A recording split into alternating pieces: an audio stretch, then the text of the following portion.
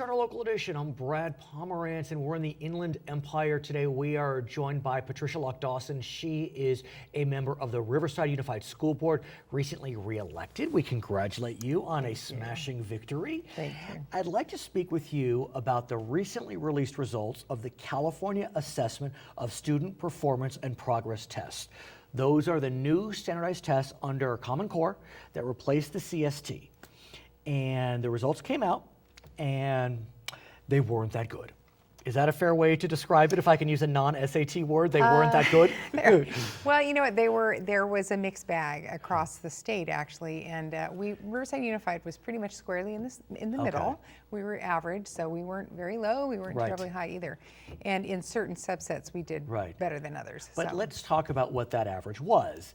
Overall, for all grades, all ethnicities, all economic groups, 44% of students met English language arts standards, 33% met math standards.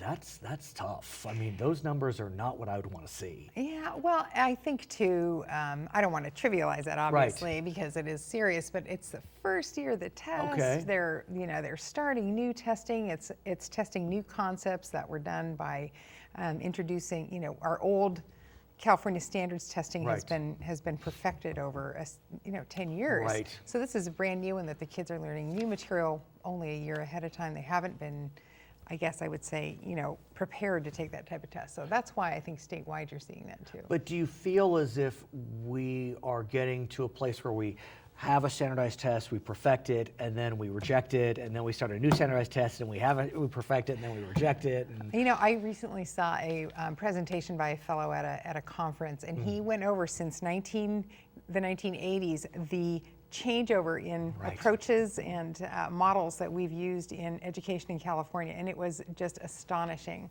how much we've changed. So I don't know, it just, every time somebody gets it seems like the pendulum swings way the other way. So we had No Child Left Behind, which President Obama recently just signed new legislation that sort of defanged most of that.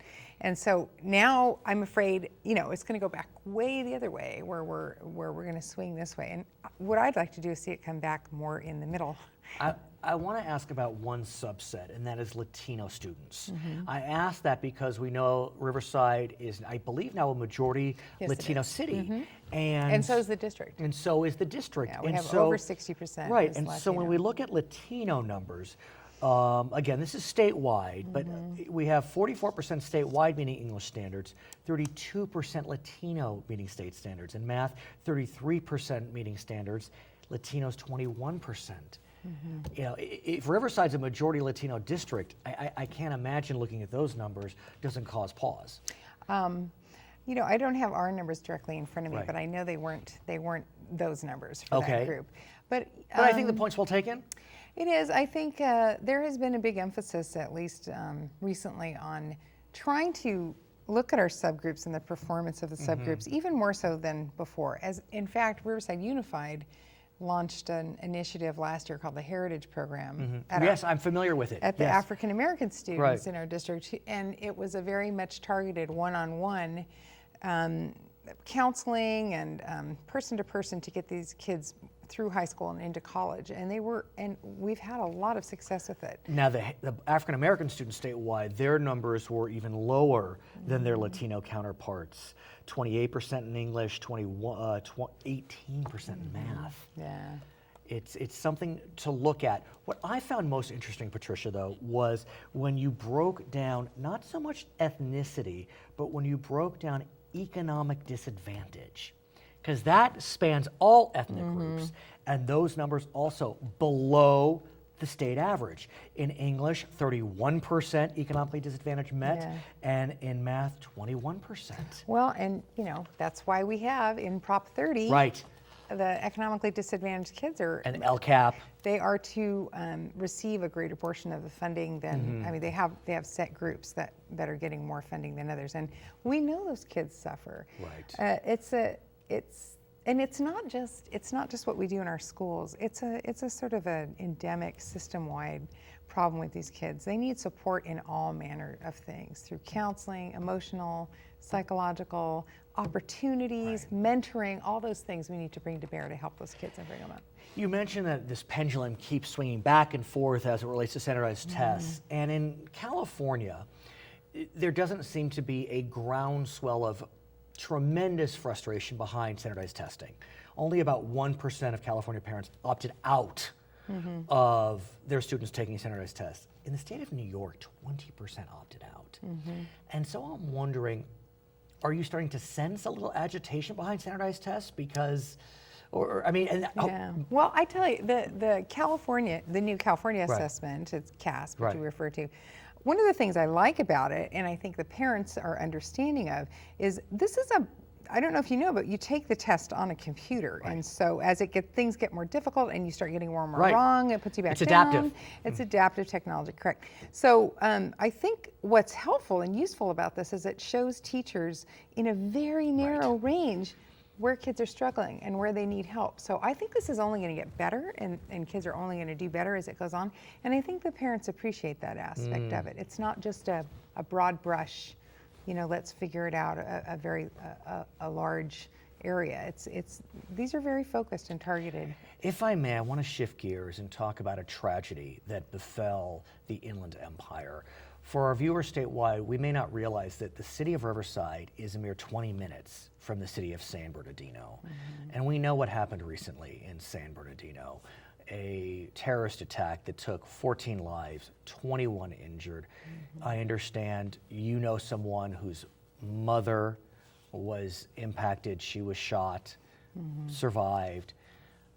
How is Riverside doing? I've spoken with a lot of folks in San Bernardino, but you're close but far. And well, Riverside actually was very impacted by that shooting, just because so many of our students and their families get support at the Inland Regional Center.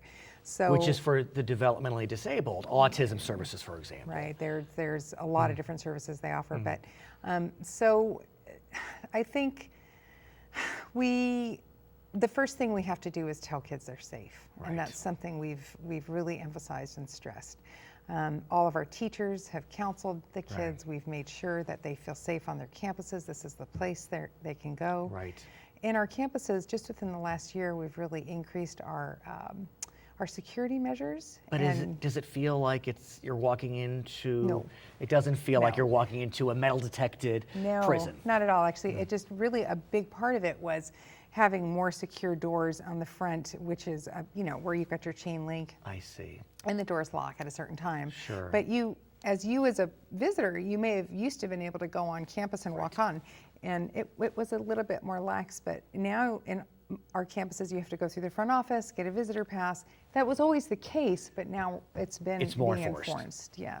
You may have heard that the perpetrators of this incident actually had a list that included a specific high school in in Rialto, actually. That had to have spooked those students like none other. And so how are you speaking with, what is the district trying to do to speak with children about this?